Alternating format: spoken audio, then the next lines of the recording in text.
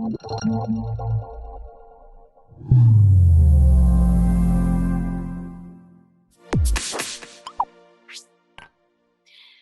week, we have, drumroll please, Alexa Freudigmann, Senior Vice President and Partner at Inventa. Who is Inventa, you ask?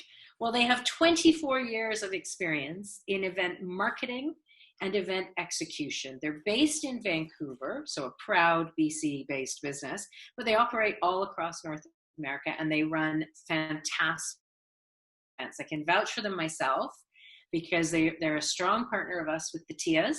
They've been a strong partner of us with the TIAs, running a fabulous show last year. And now they're a strong re-engineering partner as we think, woo, what shall we do in the fall for the TIAs? So they're an absolutely fantastic firm. Can't recommend them highly enough.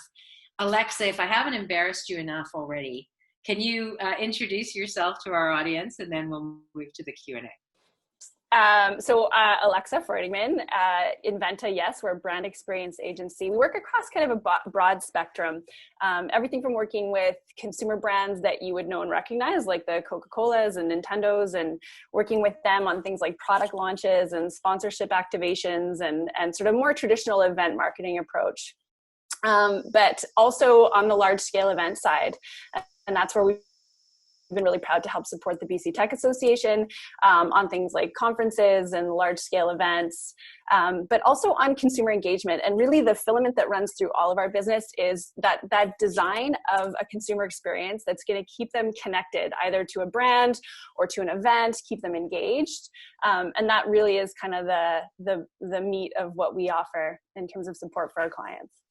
Well, I'm really fascinated by what you can tell us today. Right? So when I sort of think about businesses and industries that have been disrupted by COVID, I literally, well, maybe airlines, but yeah, I literally can't think of anything that's been impacted more than your world. Yeah, no, absolutely. And I think in the last 3 months, there's some definitely heavily used vocabulary like pivot, unprecedented. But the good news is that the other language that's been in high rotation is digital event strategy. And so that's been really beneficial for us. I mean, our last event, in-person event, finished on March 12th, at which point we closed it down. We closed down our office. We sent everybody to work remotely. And we really started to get to work on helping other clients in our pipeline pivot their events and realize that this wasn't going to be a short-term thing. Your event that you had planned for November, your gala in December is not happening. And how do we help you pivot that event, for lack of a better word, and come up with an effective strategy for these virtual events? Because the truth is as we all are experiencing, it's not just about throwing something up on Zoom and hoping for the best. There really needs to be a strategy behind it and some real thought and planning in the execution as well. So yeah, that's where we've been playing our game over the last 3 months. So tell me what you've learned. How do you deliver value to your customers? How do you help your customers deliver value to their customers? Can you help us with some of the learnings? What is important? What's more important? What's less important? For us, it's still that idea of thinking about what the consumer experience is going to be like. And, whether you're going to be interacting virtually or in the physical space, you do have to think about that journey from the moment they decide that they're going to spend their time with your event. And what that's going to be like and how you're going to offer value, but also create that environment that's going to be most beneficial to your objectives as an organization as well. And so, there's still a lot of planning that goes into that strategy. There's still a lot of planning that goes into execution. And I think a lot of people maybe misinterpret that a digital event is easier to put on because we're just going to do a video and it's going to be that simple. But there's still the elements of the lighting, the sound, making sure people can be heard, the technology, all of those pieces, as well as how do we create that sense of interaction between people that may not be able to see each other on a video screen.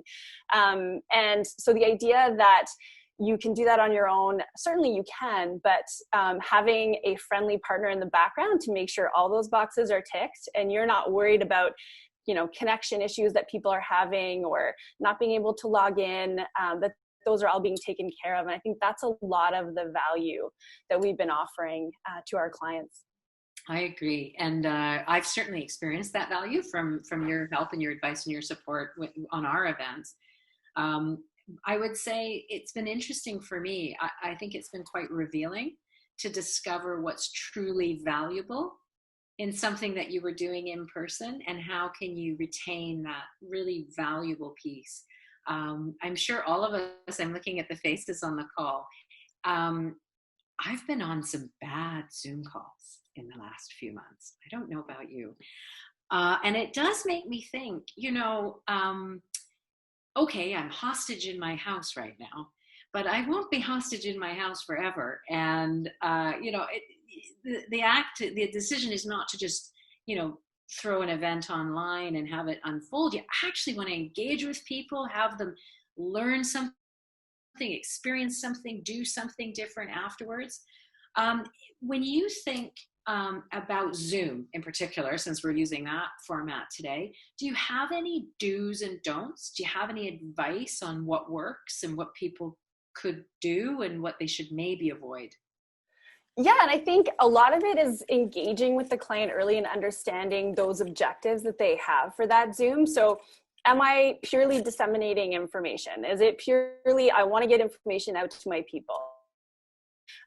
Is it, I want to create thought, or I want to create engagement between a community? And so what we do is go back to that. What's my intent of putting this information online, putting this event together, and really deciding both on the mode. So Zoom is one mode. It may be another mode that's going to be more conducive to that.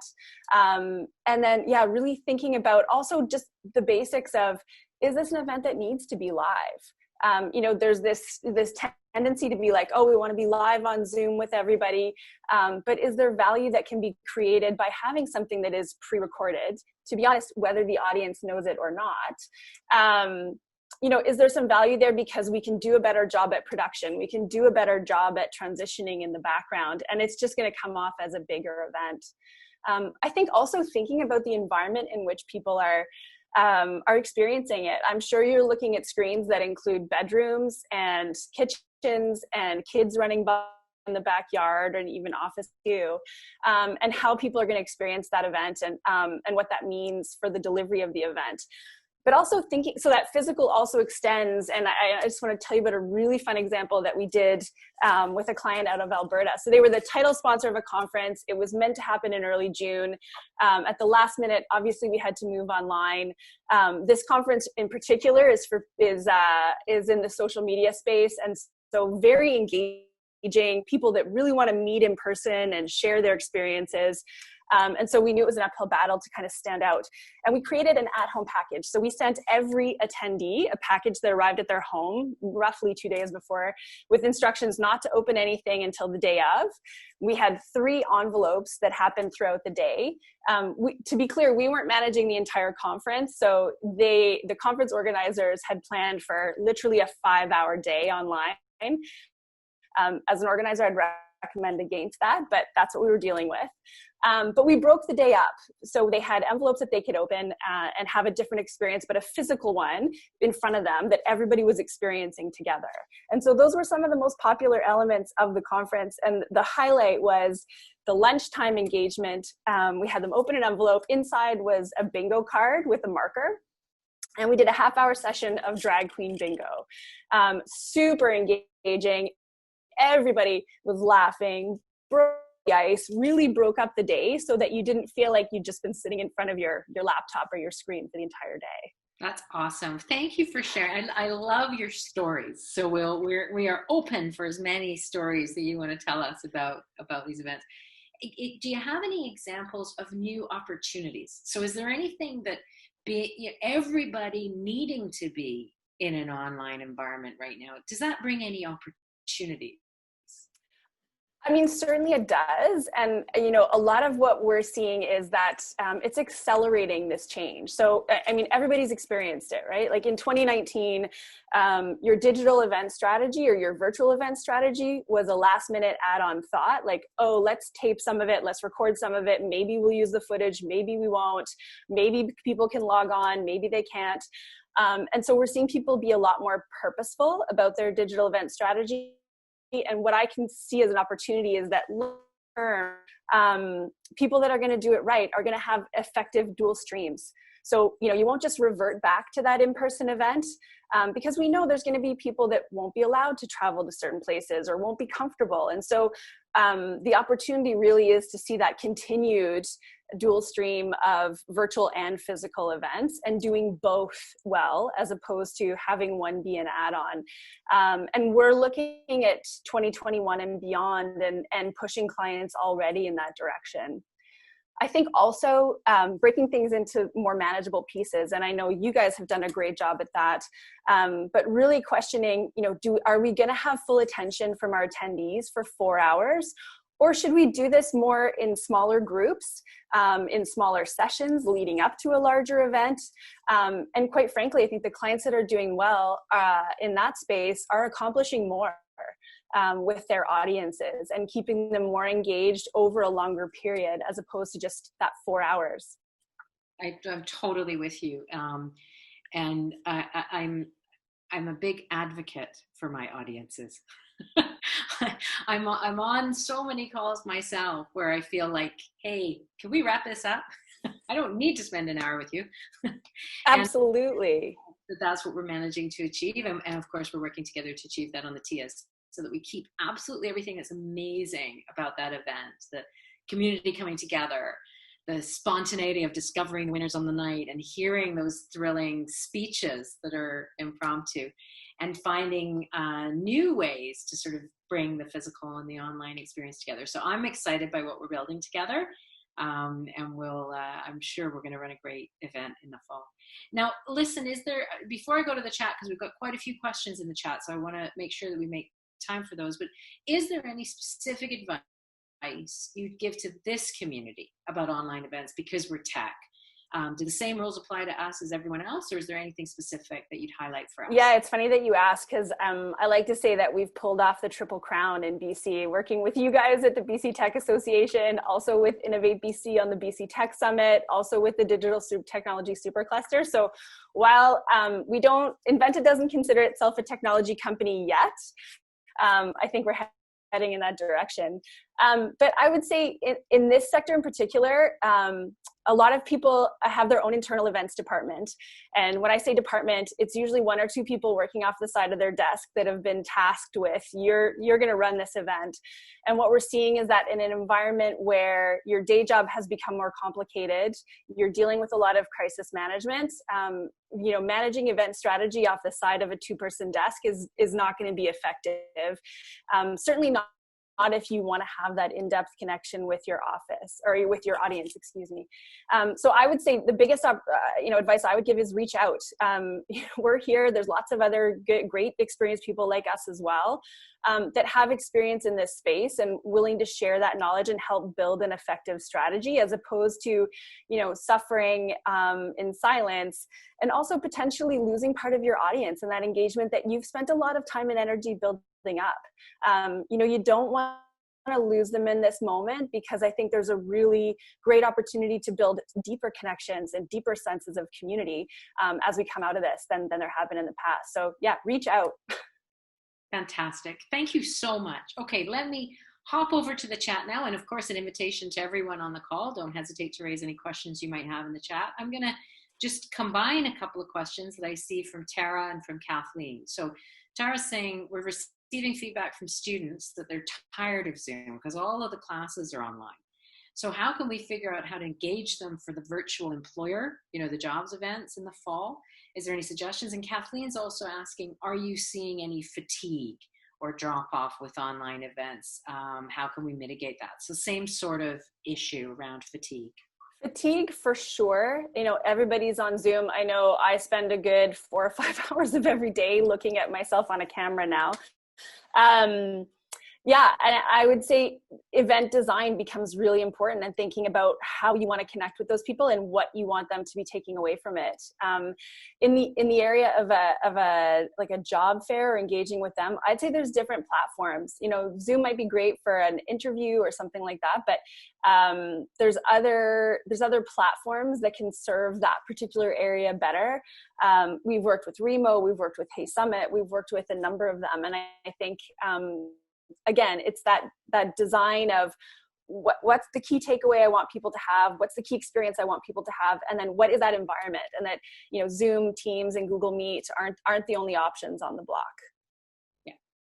So a couple of practical questions here. Again, I'm going to sort of lump those together. So Joseph's asking a great question. Do you recommend the purchase of green screen material or similar for frequent or key presenters to try and retain control of the background? Or is that kind of, you know, it depends, it's minor compared to other factors? And then Tara's saying there does seem to be a reluctance for participants to pay for virtual events. Are you seeing anything in that space? So two very practical questions there. Yeah, the first one, green screen, I think this is a personal decision. I prefer to have an attractively done actual backdrop, because we're spending so much time in the virtual world and everybody knows that you can create these sort of green screen effects. You know, I would suggest it's better to have sort of a nice real world background, and it's less robotic, and I find it's easier to make connection when you're not watching what's going on around people's hair or why things look weird. It's distracting, and that's my personal point of view. But more important than the green screen, I'd say, is the audio and the video. So, you know, we've been working with clients to do things like ship out microphones to speakers if we know that they're not going to be equipped with the right equipment, because what's more important is that we can hear them, and that the sound, especially if we're going to be recording and using that footage at another point, that's going to be sort of more important than the green screen background. But again, that's a personal thought. Yeah, and then, pardon me, the second part of the question was about there's online isn't the same as in person, and there does seem to be, you know, a difference in people's willingness to pay. Agreed. And so that's part of the event strategy. You know, going out and deciding that your $1,200 2-day conference should still be a $1,200 2-day online digital conference is not an effective strategy. We need to think about people's why they're coming. Are they coming to engage and network? In which case, you've lost a big piece of that ability. Certainly, we can replace some of it with the digital tools, but that's going to impact your pricing strategy. And so you need to think about that. Also think about breaking things into pieces and looking at more of a subscription model, or and so that you're not asking people to commit 2 days of sitting in front of their computer, or you know, 4 hours of sitting in front of their computer, but you're breaking it up over a longer period. It's more digestible, and they're not going to be left at the end of the event struggling to figure out what they took away, because after an hour, you know what you took away, and it's fresh and it's there.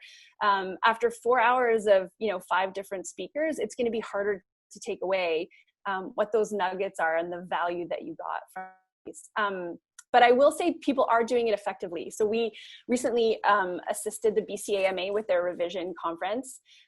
We had a great sessions with them, some really great keynote speakers. That's one advantage I will say to online events, is that speaker fees are significantly reduced too. And so there's some budget savings as well. But all that aside, we actually just got the feedback from their questionnaires with their attendees, and overwhelmingly positive to reattend their next event, even more so than their last 2 in-person events. And so it can be done effectively. Yeah, I would maybe give the example of our TIA's finalists announcement, right? Where normally we would do that as a sort of wine and cheese after work kind of networking event. Normally we would have 150, 160 people there. We hosted it on Zoom. It was the middle of the day instead, but we had 250 plus participants. I think there's an element of democratization of events too, right? When it's the $1,200, you have to travel, you have to spend the hotel. Companies are less willing to send that many people. Whereas now, if you can price effectively, you may get more people from an organization attending that wouldn't have in the past. That's awesome. Listen, I just want to point out for everybody that there's some fantastic resources being shared in the chat. So we'll make sure that we capture all of those links, and when we send our follow-up email afterwards, we'll repeat them for you. But also do have a look through the chat if you're interested in specific ones. I'm going to ask one more question from the chat, which is from Caroline about fundraising galas. Now, this is really interesting when you think about, the people who are running actual big galas where they might have cash bars that they get fair bit of money from, or they have auctions. How can you reproduce that kind of approach? Can you, or do you need to skip a year? I wish I had the silver bullet answer to this question, because we would be busier than we could possibly imagine. I think it's again about, thinking about that strategy. I'll be honest, I haven't seen yet, and not saying it's not possible, but I haven't seen yet someone do that to the same level of effectiveness. But I think it's about thinking about what your strategy is for that event. Certainly there are tools, and I know we're talking to lots of homegrown options, like Traction on Demand is working on a solution there, and they've been testing it. And so we're engaging with the community to figure out how we can create a tool that's more effective.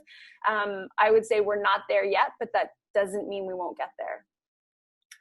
Well, we hope very much that we find a solution to that, human ingenuity. Perhaps the answer is to ship alcohol to people's houses. There is that component. You can still do the dinner delivery. Absolutely. Awesome. Listen, Alexa, this has just been superb. Fantastic advice, fantastic engagement. Thank you for all the resources everyone's sharing in the chat. I know that's going to be really, really a helpful resource for everyone. Just want to reinforce again, everyone that we bring on these calls, they're vetted, they're fantastic people. I recommend them highly. If you are running events, please don't hesitate to get in touch with Inventa. I guarantee you the team will make sure that you're having a wonderful experience. Thank you, Alexa. Thank you so much.